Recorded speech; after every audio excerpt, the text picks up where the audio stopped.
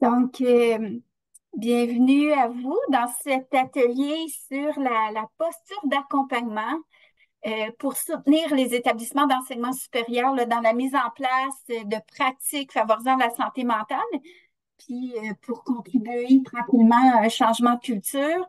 Je me présente, je suis Julie Laine, je suis professeure à l'Université de Sherbrooke. Je dirige le Centre RBC d'expertise universitaire en santé mentale depuis mon arrivée en poste il y a 5 ans. Et depuis une année, j'ai le bonheur aussi de co-diriger l'Observatoire sur la santé mentale étudiante en enseignement supérieur, financé par les fonds de recherche du Québec. Alors, à toi, Félix, Oui, merci Julie. Donc, Félix Guy-Dufault, moi je suis psychologue du travail et des organisations de formation. Je suis également coordonnateur de projet au Centre RBC d'expertise universitaire en santé mentale où je travaille vraiment sur des projets qui visent justement à favoriser la santé mentale étudiante là, avec une perspective systémique. Et depuis un an aussi, ben, j'ai le privilège d'être coordonnateur de l'Observatoire sur la santé mentale étudiante en enseignement supérieur. Puis sinon, ben, je suis aussi chargé de cours à l'Université de Sherbrooke, mais je m'intéresse beaucoup donc à cette posture d'accompagnement dont on va vous parler, dont on va discuter en fait ensemble ce matin. donc, je vais vous présenter les objectifs qu'on poursuit avec vous. Donc, on va essayer de développer une vision commune un peu de ce qu'on entend par l'approche d'accompagnement, puis concrètement, comment ça peut s'actualiser à l'aide de différentes stratégies. On va vous proposer aussi des outils qui peuvent être utilisés pour bien l'incarner. Puis, on va discuter autour de mise en situation. Très adapté là, à notre réalité dans les milieux d'enseignement supérieur pour voir un peu de quelle façon concrète ces outils peuvent être utilisés. Félix, j'aurais le goût de cesser le partage d'écran. Je te donne un petit vertige, genre, on Pas du anime tout. tellement depuis des années, puis on se fie un peu à notre expérience des fois pour se déstabiliser un peu. Mais je suis curieuse là, de savoir euh, si vous êtes ici, qu'est-ce qui vous a interpellé dans cet atelier-là? Je ne sais pas si certaines personnes sont ouvertes à prendre la parole juste pour préciser qu'est-ce qui vous a interpellé dans cet atelier-là, puis peut-être c'est quoi votre rôle en lien avec la santé mentale étudiante, puis l'accompagnement. Donc, je ne sais pas si certaines personnes sont à l'aise de nous partager pour nous permettre de mieux saisir d'où vous venez. Donc, peut-être vous nommer en lien avec les besoins que vous avez exprimés, euh, que ce qu'on vous propose comme atelier aujourd'hui porte davantage sur la posture qui peut être facilitante quand on tente de mobiliser des personnes autour de la santé mentale, la posture. Puis certains outils issus beaucoup de la psychologie organisationnelle qui peuvent nous aider à accompagner ce changement de pratique. Donc, c'est des outils plus transversaux, macro. Euh, Vous avez nommé aussi des besoins très concrets. Qu'est-ce qu'on peut faire concrètement? Quelle initiative on peut mettre de l'avant?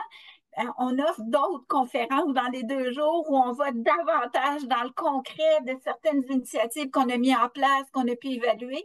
Mais aujourd'hui, c'est vraiment la posture, puis des outils pour accompagner ce changement de pratique-là, des outils pour dénouer certains enjeux parfois quand on compose avec des personnes pour qui ça fait pas sens, ils ne voient pas la pertinence de se préoccuper de la santé mentale étudiante. Donc, voilà ce qu'on vous propose aujourd'hui. Super. Ben, puis peut-être juste pour compléter, il y a des personnes aussi qui ont écrit là, dans le chat, qui ont surtout partagé. On voit aussi là, qu'on a euh, Clarissa qui est avec nous, qui est elle coordonnatrice aussi ben, au service de bien-être et santé mentale de l'Université de Saint-Boniface à Winnipeg. Donc, bienvenue parmi nous, Clarissa, et Marie-Claude Lacaire, qui est ombudsman à l'Université de Sherbrooke, puis qui, elle aussi, s'intéresse ben, à des solutions que l'institution, ben, à des solutions qui pourraient être mises en place, bien qu'il y a déjà beaucoup de choses là, qui se mettent en place, un peu comme les personnes là, qui ont pris la parole ont mentionné. Puis on a aussi Isabelle, qui est conseillère pédagogique à la réussite. Donc, merci. Fait que je vais repartager l'écran. Euh, On voilà. a quelqu'un de la Fédération des cégeps. Donc, une belle brochette de personnes participantes. Donc, on vous inviterait, pour commencer, avant de vous partager un peu justement quoi l'approche d'accompagnement selon les experts là, qui se sont intéressés à cette approche-là? C'est quoi le premier mot qui vous vient à l'esprit quand vous avez vu le titre, approche d'accompagnement? Donc, quel est le premier mot qui vous vient à l'esprit lorsque vous entendez les termes approche d'accompagnement? On vous invite à aller sur Bookclap pour répondre à la question.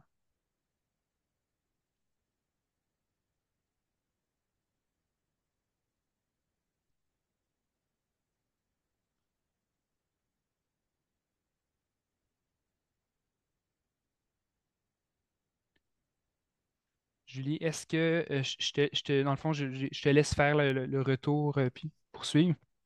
Oui.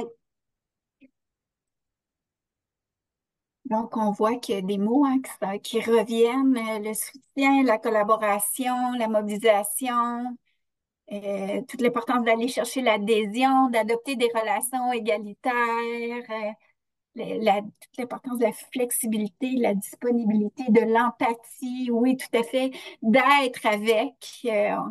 Euh, Très riche ce que vous nous partagez, toute la question de la posture, du rôle, de travailler ensemble, toute l'importance de l'écoute. Vous allez voir, c'est des éléments qui vont être au cœur de ce qu'on va aborder ensemble.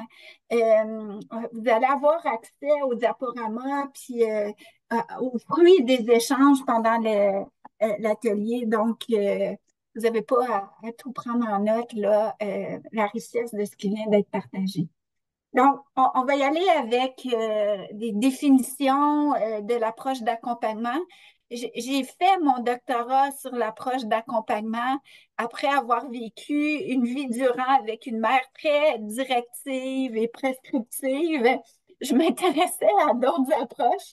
Donc, puis j'ai dédié ma carrière à cette approche-là où je l'insulte dans toutes sortes de projets. Donc, cette approche-là implique vraiment de se positionner en facilitateur, pas nécessairement en expert. On facilite le processus. On est un agent de liaison. On mise beaucoup aussi sur les forces des gens, l'expertise. On ne devient pas l'expert qui détient le précieux savoir.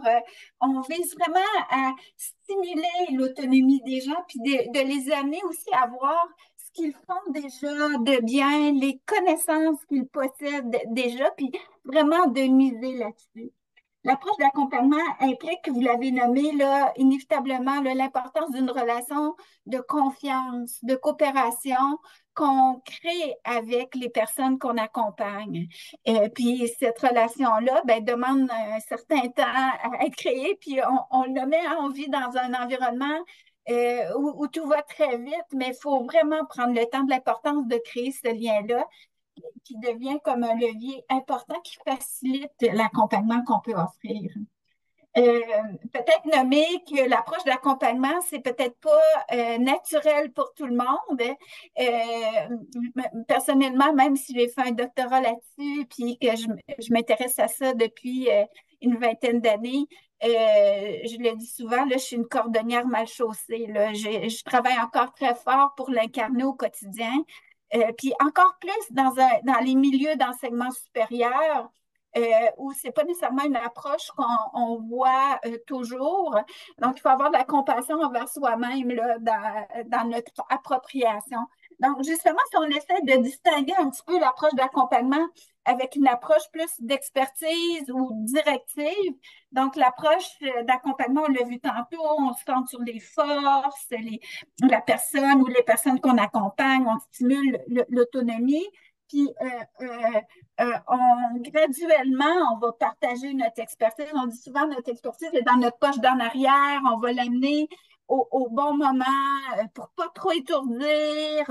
On va l'amener en fonction de ce que les gens connaissent ou non. Mais du côté d'une approche plus d'expertise ou directive, c'est vraiment la personne qui accompagne qui insuffle la vision, son expertise, puis qu'elle tente de transmettre à la personne ou aux personnes accompagnées. Donc, on met souvent ces deux approches-là en opposition. Dans le cadre de notre travail, souvent, tu sais, on va on se promenait d'un côté comme de l'autre, mais on dit euh, souvent que si on veut vraiment accompagner un changement de culture ou de pratique, on gagne davantage à aller du côté de l'approche d'accompagnement. Donc, mais concrètement, comment ça s'actualise là, avec des stratégies bien concrètes? Du côté de l'approche d'accompagnement, ben, on mise beaucoup d'abord sur l'écoute pour bien saisir les personnes qu'on a devant nous, leurs besoins, leurs enjeux, leurs forces. On utilise beaucoup les questions ouvertes pour aller activer les ressources, les forces de la personne, susciter des prises de conscience, puis aussi pour structurer un peu la discussion dans notre rôle de facilitateur de processus. Du côté d'une approche d'expertise ou directive, ben, on va davantage aligner, un peu imposer, même parfois poser des questions, mais qui insufflent une direction, des questions où la réponse est oui ou non, là. Donc des questions fermées c'est ça, qui laissent pas place nécessairement à la discussion. Ben, peut-être avant d'aller là, Félix, avant de vous inviter à aller dans le Whoop Club, peut-être qu'on peut cesser le partage d'écran, puis peut-être vous poser la question, puis encore une fois, seulement si vous êtes à l'aise de prendre la parole ou sinon utiliser le chat. Dans vos milieux respectifs, quelle approche est davantage privilégiée? Est-ce qu'on est plus avec une approche d'accompagnement, une approche directive, d'expertise?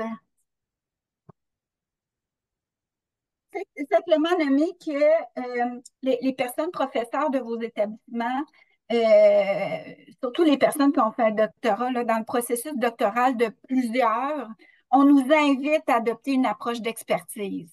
Donc, vraiment, là, c'est très présent dans nos établissements. Puis, malheureusement, ça se traduit même parfois par une posture hiérarchique, là, tu sais, où certaines personnes laissent entendre qu'elles détiennent la vérité et en fonction du type d'emploi, du statut, certaines personnes qui ont davantage d'expertise que d'autres. Donc, dans des situations comme ça, quand vous êtes personne professionnelle, ça vaut puis que vous devez accompagner ces personnes-là, ça vaut la peine de positionner votre expertise dès le début, puis de ne pas hésiter à la nommer en disant je reprends ce que tu disais tantôt, je pense que c'est Hélène qui nommait, je viens du réseau de la santé, j'ai une expertise en santé mentale, j'ai été embauchée par ça, de la nommer, mais de nommer dans le cadre du travail que je vais faire avec vous, je vais vous accompagner à réfléchir peut-être à certaines pratiques que vous pourriez revoir. Je vais adopter une approche d'accompagnement où je vais d'abord, moi,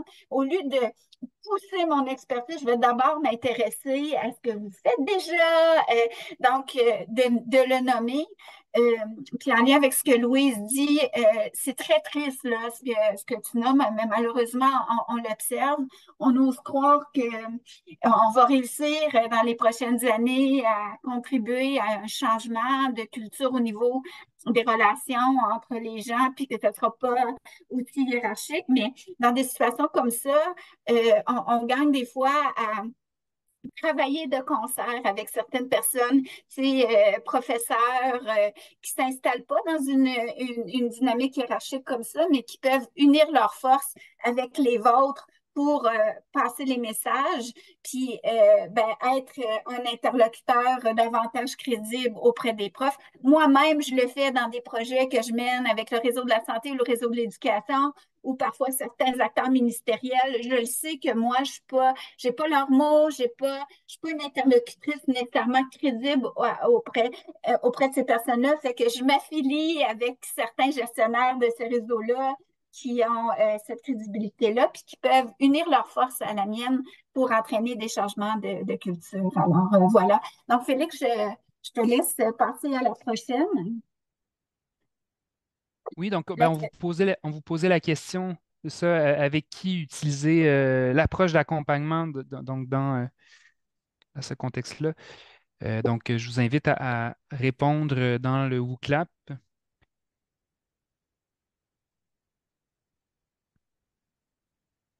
avec la direction, avec toute la communauté. Oui, tout à fait. Puis pour cette réponse-là, vous pouvez déborder de vos milieux. Vous pouvez vraiment penser à votre vie en général. Donc, avec tous les membres, avec les personnes étudiantes, avec tout le monde, les membres de la communauté. Oui, tout à fait. Avec tous et toutes. Donc, effectivement. Donc, ce qu'on veut amener ici, c'est que ce qu'on voit aujourd'hui dans cet atelier-là va vous servir dans votre vie professionnelle, quand vous accompagnez des milieux d'enseignement supérieur à se préoccuper davantage de la santé mentale des personnes étudiantes. Mais les résultats de recherche démontrent que cette approche-là, ben, elle est davantage gagnante qu'on soit dans une supervision d'une personne étudiante, qu'on soit avec nos proches, nos enfants, nos collègues, en intervention, en gestion. Quand on arrive, puis vous le vivez avec des gens autour de vous, quand quelqu'un débarque avec une approche, tu sais, au Québec, on va dire petit Joe connaissant, là, puis qui est en mode push, puis il pousse pour déverser son savoir.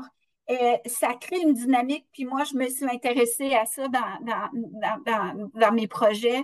Ça crée une dynamique où la personne qui est accompagnée ou les personnes qui sont accompagnées écoutent, là, mais ne changent pas du tout leur façon de faire ou leur comportement. Donc, c'est vraiment pas à préconiser. Sauf que dans certains contextes où il y a une urgence, vous êtes un superviseur clinique d'intervenants qui agissent en prévention du suicide, il y a une urgence suicidaire, c'est pas le temps d'être dans une posture d'accompagnement, ou des fois, quand des directives très claires doivent être données, et quand d'autres stratégies n'ont pas fonctionné, je vous le mets tantôt, vous devez assurer votre crédibilité dans une culture où l'approche d'expertise est très présente.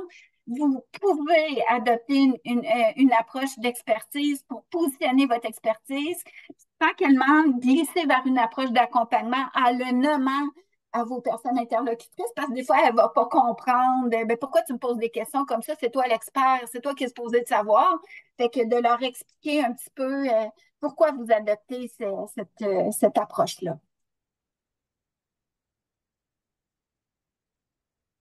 Donc, maintenant, ben, on va essayer de mettre ça en pratique à travers différentes mises en situation pour l'incarner davantage. Donc, je vous propose une première mise en situation qu'on va lire ensemble. Je vais devoir juste. OK. Donc, on s'imagine donc Maxime est intervenant psychosocial dans un établissement d'enseignement supérieur. Il possède une solide expertise en santé mentale. On lui a confié le mandat d'accompagner un département de son établissement dans la mise en place d'un plan d'action en santé mentale étudiante. Lors de la première rencontre avec l'équipe départementale responsable de mettre en œuvre le plan d'action, il souligne que le comité peut le contacter, il souligne au comité qu'il peut le contacter n'importe quand, qu'il est là pour les soutenir. Il leur fait une longue présentation de plusieurs bonnes pratiques en santé mentale en illustrant avec des exemples tirés de son expérience et qui témoignent de sa vaste expertise. Les membres du comité sont suspendus à ses lèvres. Il leur demande Maxime leur demande ensuite s'ils ont des questions. Puis la rencontre se poursuit comme ça. Donc, question des membres du comité, suivie d'une réponse de Maxime et ainsi de suite. Donc, ici, selon vous, qu'est-ce qui se passe ici dans cette situation? Donc, première question, donc, selon vous, comment vous interprétez? Puis ensuite, ben, qu'est-ce que vous feriez dans cette situation peut-être pour incarner davantage l'approche d'accompagnement? Donc, n'hésitez pas, en fait, à soit répondre dans le clavardage ou en levant la main. Ce que tu nommes, ça caractérise beaucoup de nos réalités, en fait, mais tu sais, je pense qu'à partir du moment où on a ce savoir-là, où on connaît les retombées de l'approche d'accompagnement, ben, on a le devoir de sensibiliser, du moins, tu sais, si on se fait partager ce mandat-là avec des échéanciers qui ne sont pas réalistes, ben, de peut-être sensibiliser les personnes qui nous partagent le dossier que ben, c'est bien beau, on peut y aller comme ça si vous voulez, mais à long terme, ça risque de justement moins percoler dans le milieu. Les actions risquent d'être moins portées par l'ensemble des personnes concernées. Fait au niveau de la pérennité de ce qu'on va mettre en place, il y a des enjeux. Fait que ça, c'est une chose, on peut le nommer. Après ça, des fois, c'est une mauvaise conception de penser que automatiquement, parce qu'on est dans l'approche d'accompagnement, ça nécessite plus de temps. Oui, au départ, ça prend plus de temps à investir au départ, mais pour en gagner par la suite.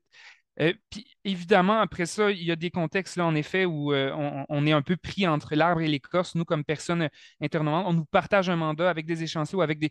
Et là, on a peut-être moins de marge de manœuvre. Mais moi, je me dis, le petit pas qu'on peut faire minimalement, c'est sensibiliser les personnes qui nous partagent ce mandat-là aux enjeux que nous, on perçoit à partir du moment où on est conscient de ce que peut offrir l'approche d'accompagnement, puis si on sent qu'on n'a pas les conditions idéales pour l'incarner. Mais c'est une excellente question. Je suis vraiment content que tu aies apporté cet enjeu-là parce qu'en effet, là, on peut parler en théorie, tout ça est placebo, puis on sortirait de notre atelier, puis on serait après ça confronté à la réalité du terrain, puis il y a ces échéanciers-là. Mais donc, vraiment très pertinent. Merci beaucoup, Nathalie. Peut-être, Félix, moi, je me permettrais juste de souligner dans cette mise en situation-là, là, le fait que les membres du comité sont suspendus à l'élève, Mhm. puis que nous sommes des humains, on a un besoin fondamental de reconnaissance. Parfois, on a des enjeux d'ego à différents niveaux, mais ça peut être extrêmement confortable d'être dans une rencontre où les gens sont suspendus à nos lèvres là, pour nous valoriser. Puis aussi, ça peut nous donner une impression davantage de contrôle parce que on mène la rencontre, on partage notre expertise. Donc, quand on est dans une approche d'accompagnement, il faut être conscient que on a moins de contrôle parce qu'on valse avec les forces qui sont devant nous, les enjeux et tout ça. Puis aussi, ben, on est moins en train de partager cette expertise-là, puis sentir dans les yeux de nos personnes interlocutrices là, qui sont admiratifs. Donc, il faut aller chercher la reconnaissance, on va la trouver autrement quand les gens vont nommer, ah, mais tu sais, qu'ils observent des changements dans la démarche qui est accompagnée et tout ça. Et je vais juste le nommer que c'est quand même un changement qui peut être inconfortable parfois. Oui, belle nuance, je dis, puis ça fait écho justement, on mentionnait dans une des premières diapositives l'importance de la compassion envers soi. Tu sais, c'est ça, ça demande parfois de mettre de l'avant, ben, en fait, de réprimer certains besoins qu'on pourrait en voir, tu sais, d'être dans une posture peut-être plus confortable, plus valorisante, en effet. Euh, donc ici, ben, on a déjà, en fait, c'était en lien avec la mise en situation, on voit la pertinence, là, justement, de poser des questions ouvertes comme piste de solution, de les interpeller, de mobiliser leurs forces, justement, puis c'est vraiment tout ce qui a été mentionné. Donc, on va tout de suite euh, aller dans la prochaine mise en situation. Donc, vous animez une rencontre du comité de santé mentale institutionnelle, donc de votre établissement d'enseignement, peu importe comment il se nomme dans votre établissement. Lors de la rencontre, vous partagez le constat que la plupart des actions mises en place dans l'établissement visent à outiller les personnes étudiantes et que très peu d'efforts est investi pour agir sur le contexte d'études et la culture de l'établissement, qui est trop axé sur la performance. Face à ce partage, certains membres du comité démontrent leur désaccord et réagissent fortement. Différents commentaires sont partagés, tels que ce n'est pas à notre établissement d'enseignement de s'adapter aux personnes étudiantes, ce sont eux qui doivent s'adapter à la réalité de l'enseignement supérieur. Euh, nous avons aussi évolué dans cette même culture de performance et c'est l'adversité qui nous a permis de grandir. Bref, je ne sais pas si c'est des discours auxquels vous avez été confrontés ou que vous avez déjà entendus, mais donc imaginez un peu cette situation-là. Et là, au départ, on pensait vous envoyer en équipe. Peut-être avec le temps, on va plutôt faire la discussion comme pour la première mise en situation en grand groupe parce que j'ai un peu peur qu'on manque de temps. Mais que feriez-vous donc dans cette situation pour incarner la posture d'accompagnement? Et là, je vous invite encore une fois à écrire vos éléments de réponse dans le chat. Puis, tu sais, on co-construit ensemble là, des pistes. Là, fait qu'ayez pas peur de proposer des pistes sur lesquelles on pourra renchérir. Donc, et vous pourrez lever la main, là, c'est peut-être des fois plus simple aussi de partager de vive voix. Très pertinent. En tout cas, l'idée aussi d'aller chercher des alliés, d'identifier des personnes qui, eux, déjà, sont peut-être plus loin dans ce changement-là, un peu de paradigme. Fait que ça, c'est très pertinent. On parlait plutôt également de résistance, en fait, là. Puis, tu sais, ce qui peut être aidant également, puis on va le voir dans la prochaine diapositive, c'est de peut-être évacuer ce terme-là de résistance. Tu sais, derrière chaque résistance, souvent, c'est des préoccupations que les personnes ont. C'est de creuser, puis de vraiment, en fait, lorsqu'on nous partage, tu sais, on a tendance de prendre conscience que nous, on a tendance peut-être à se braquer. On peut les voir comme, oh mon Dieu, ils ne sont pas d'accord avec nous. Puis là, on a envie d'argumenter ou de vendre notre idée, mais de s'intéresser aux préoccupations qui se cachent derrière ces commentaires-là. Puis justement, à la base, de les voir comme des préoccupations. Je vais juste aller voir dans le chat si il y a d'autres éléments. Euh, ah oui, il y a Elisabeth qui dit souvent ce que j'observe, c'est que les personnes reproduisent ce qui a bien fonctionné pour elles, pour eux, mais on doit semer le doute que ces façons de faire peuvent aussi nuire. En effet, tu sais, dans le contenu aussi, dans comment amener euh, avoir un peu avoir la pertinence de changer, justement, d'être en mesure. Puis c'est là aussi quand on dit d'être un peu dans la posture d'expertise, mais si on a des données à l'appui ou tu sais, qu'on peut un peu démontrer les impacts négatifs de cette approche-là, même si eux, ils ont réussi à se démarquer à la limite dans cette culture-là ou dans ce contexte-là parce qu'ils sont devenus professeurs, par exemple, ils sont un peu. Donc, en effet, c'est une bonne piste. Euh, Juste pour être certain, est-ce que Julie, tu es toujours là? Moi, je ne te vois plus dans mon écran, mais tu es toujours avec moi. Oui, je suis toujours avec OK, toi. J'ai c'est pas bon. Je été me demande, parce que éjectée. plus tôt, je sais que tu avais eu des problèmes avec Internet, puis je me demandais là, si tu étais. OK, parfait. Donc, en lien avec ces fameuses préoccupations-là, c'est intéressant de se rapporter à un modèle de Céline Barret, que peut-être vous avez déjà entendu parler. Elle parle des 7 phases de préoccupation au changement. Et donc, dans tout processus de changement. Puis là, justement, dans une optique où on propose un peu un changement, l'idée de favoriser la santé mentale étudiante de façon systémique, c'est un changement vraiment de culture, un changement organisationnel qu'on propose. Chaque personne se situe face à ce changement-là dans des phases différentes. Puis tu es en mesure d'identifier à quelle phase les personnes qui se situent devant nous se situent. Ça peut nous aider à trouver des pistes justement pour dénouer les préoccupations, pour répondre. Puis là, on ne va pas, tu sais, évidemment, vous aurez en main donc la présentation PowerPoint, on ne va pas décortiquer chacune de ces phases-là, mais juste pour vous donner une idée, tu sais, dans la première phase, en réalité, ce sont les personnes finalement, qui n'ont aucune inquiétude face au changement parce qu'ils ne voient pas la pertinence du changement. Eux, c'est comme s'ils ne voient pas les enjeux, ils ne voient pas l'ampleur des enjeux de santé mentale, ils ne voient pas la pertinence de mettre en place des actions. Fait à ce moment-là, des personnes qui sont à ce niveau-là, il faut être en mesure de leur montrer que la situation actuelle, elle est loin d'être idéale. Les déstabiliser, être en mesure de démontrer l'importance du changement. Et ça, ça peut demander dans les activités de soutien quand même de se mettre dans une posture d'expertise au niveau de l'expertise qu'on a par rapport à la santé mentale étudiante, par exemple, mais l'idée que, en fait, de garder en tête que pour vouloir vivre un changement, il faut se sentir inconfortable. Il faut sentir que la situation actuelle n'est pas soutenable, n'est pas convenable. Donc, créer un peu un inconfort pour ces personnes-là peut être justement la voie. Et là, on voit que dépendamment, plus on avance dans les phases, là, ici dans cette diapo-là, on a les 3 premières phases, et plus on avance, plus les préoccupations vont être reliés, vont être plus loin, puis vont être en lien vraiment de façon plus explicite, en lien avec ce qu'on souhaite justement faire vivre comme changement dans l'établissement, puis vraiment à la pérennisation des actions ou à comment ces actions-là vont avoir un impact dans le milieu, comment s'assurer. Donc, plus on est dans des préoccupations qui sont peut-être plus nobles en lien avec le changement qu'on souhaite voir. Et donc, ce qui est intéressant, c'est que pour chaque niveau, il y a des pistes d'activités de soutien donc, qui sont proposées. Puis là, c'est ça, par manque de temps, je n'irai pas dans le détail, mais si jamais vous avez des questions là, par après, n'hésitez pas à nous écrire, en tout cas en lien avec ce modèle-là, on pourrait aller plus loin. Euh, on l'a nommé dès le départ, l'importance de la relation de confiance, qui est au cœur de l'accompagnement, des fois pour nommer certaines choses, ça demande donc de créer une relation qui est solide, une relation de coopération. Euh,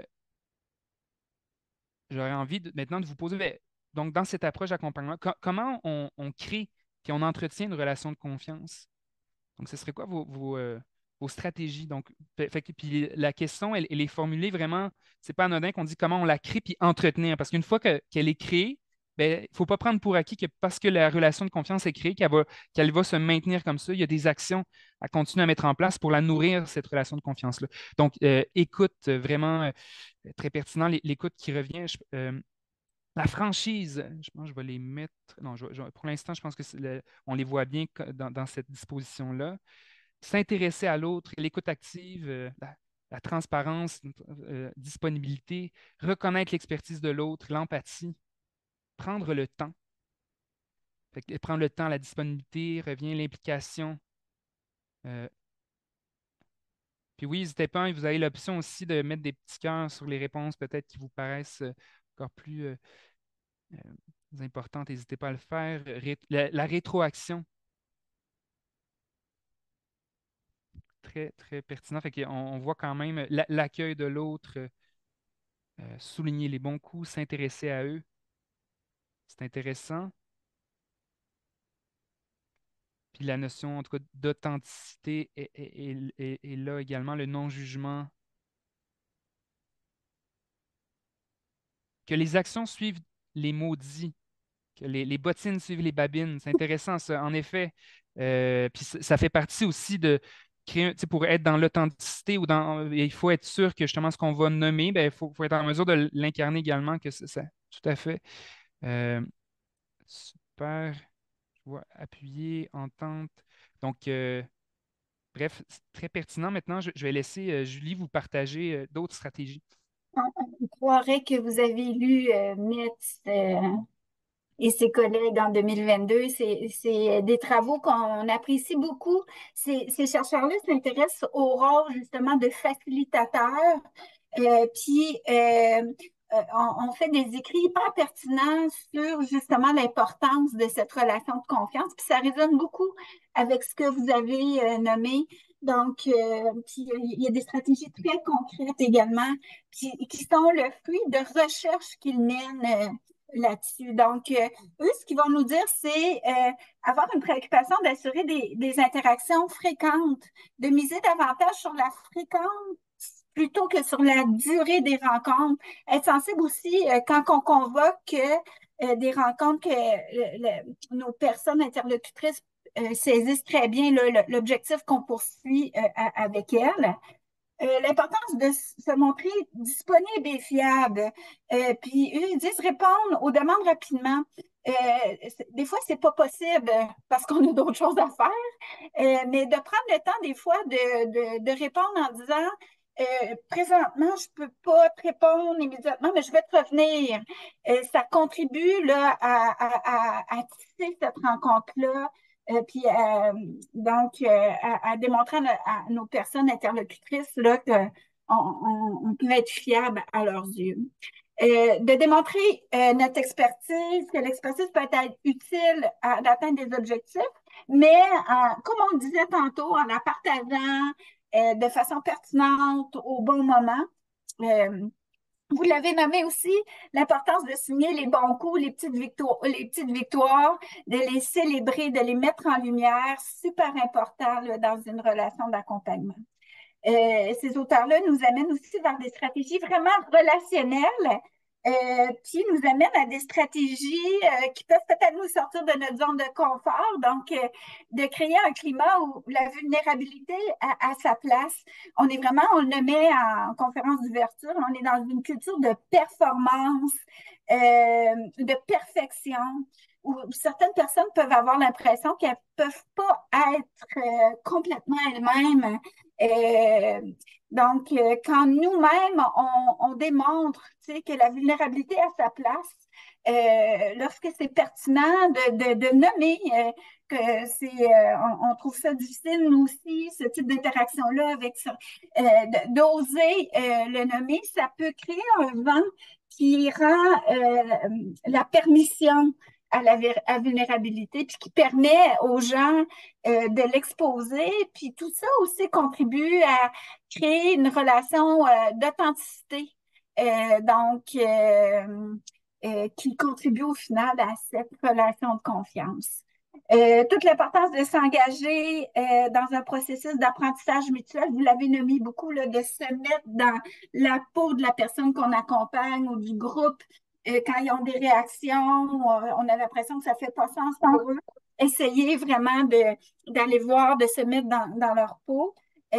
Toute l'importance d'avoir de l'empathie aussi dans le même esprit, là, tu sais, d'essayer de plonger dans la réalité de l'autre, puis de constamment avoir une communication bidirectionnelle lorsqu'on se retrouve seulement nous à parler, ça fonctionne pas. Donc, d'avoir des boucles de rétroaction avec les personnes qu'on accompagne, des périodes d'alternance là, dans la prise de parole.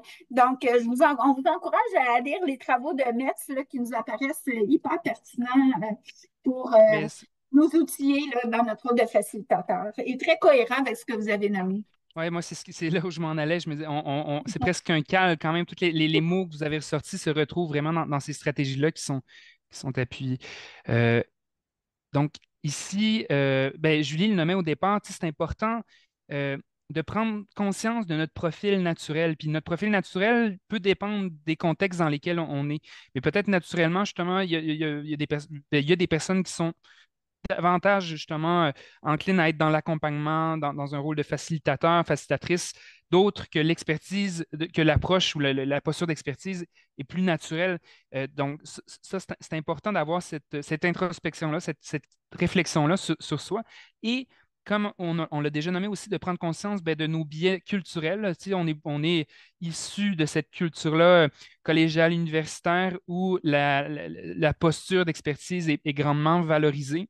Et bon, donc, on peut avoir ce réflexe-là davantage là, qui vient de se positionner donc, dans une posture d'expertise. Et donc, c'est vraiment un processus là, de réflexion sur soi, sur ses pratiques à faire en continu, de voir un peu c'est quoi aussi les contextes qui nous amènent à être plus naturel, plus rapidement dans une posture d'expertise. Puis parfois, justement, quand c'est pas naturel, souvent, quand nous-mêmes, on n'est pas dans un équilibre ou on est dans une période plus difficile, ben, on peut peut-être être porté plus naturellement à prendre la posture d'expertise qui est plus confortable, moins peut-être des fois moins déstabilisante.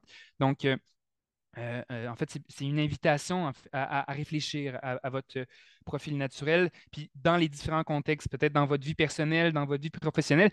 Puis, en fait, pourquoi on se permet de parler des différents contextes, puis qu'on ne reste pas juste centré dans le rôle professionnel, parce qu'on s'entend, c'est quand même l'objectif là, de l'atelier, c'est que si on veut être en mesure de développer cette approche-là, ben, il faut la pratiquer à différents niveaux, faut qu'elle devienne naturelle.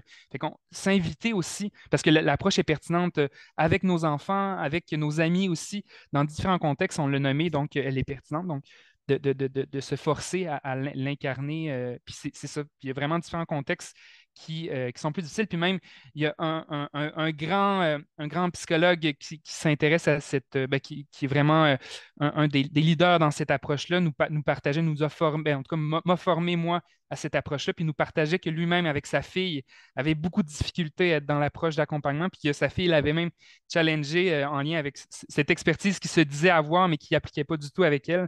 Fait que je vous invite en tout cas à porter cette réflexion-là. Euh, maintenant, puis on arrive bientôt vers la fin, puis on aura du temps aussi pour répondre à des questions là, qui auraient pu émerger. Mais donc, en fonction de tout ce qu'on a nommé, ce serait quoi, selon vous, les dispositions, les compétences qui seraient optimales pour incarner cette posture d'accompagnement-là? Donc, humilité, wow, ouverture et humilité qui semble avoir été nommée plusieurs fois, la patience, mandat, flexibilité, institutionnelle. Donc, l'idée, j'imagine, l'approche de vraiment le positionner de façon à tous les niveaux de l'institution. Autodétermination, interlocuteur, bienveillance, disposé, être, le respect. Puis la flexibilité revient aussi beaucoup, l'ouverture, une approche communautaire, intelligence émotionnelle. C'est vrai que ça demande, tu sais, finalement, quand on définit on voit que ça demande de développer notre intelligence émotionnelle, ça demande une sensibilité à l'autre et à soi, ce qui n'est pas donné à tout le monde, c'est pas naturel pour tout le monde. Euh, Tout à fait, une sensibilité. Donc, c'est vraiment très, très pertinent. Je ne sais pas si là où les personnes, en tout cas, qui ont mentionné, tu sais, il y a peut-être des mots que j'aurais aimé, peut-être que les personnes explicites, mettons, lorsqu'on nomme mandat ou institutionnels. Je ne sais pas s'il y en a qui veulent nous partager un peu ce qu'ils entendent là, par ces mots-là. N'hésitez pas à lever la main peut-être pour expliciter. Très bon point. Tu sais, l'idée, c'est sûr que quand on est justement, on est seul à vouloir jouer cette posture d'accompagnement-là, mais on est dans un contexte qui nous le permet pas, puis qui ne le reconnaît pas non plus, en effet, ça peut être très difficile de l'incarner. Tout à fait. Merci beaucoup pour la nuance. Donc, très pertinent. Puis vous voyez, on a les mêmes, on a les mêmes mots. Tu sais, l'ouverture, l'humilité, la capacité aussi parfois, tu sais, à voir, parce que c'est ça, parfois ça demande de faire certains deuils ou de changer d'intention. Dans des rencontres, on peut, tu sais, avoir son ordre du jour, ses objectifs, puis dire, OK, moi, cette rencontre-ci, je vais les convaincre de telle affaire. Mais finalement, tu te rends compte lorsque tu arrives à la rencontre que ben, ils ne sont pas rendus là. C'est pas réaliste de les amener là.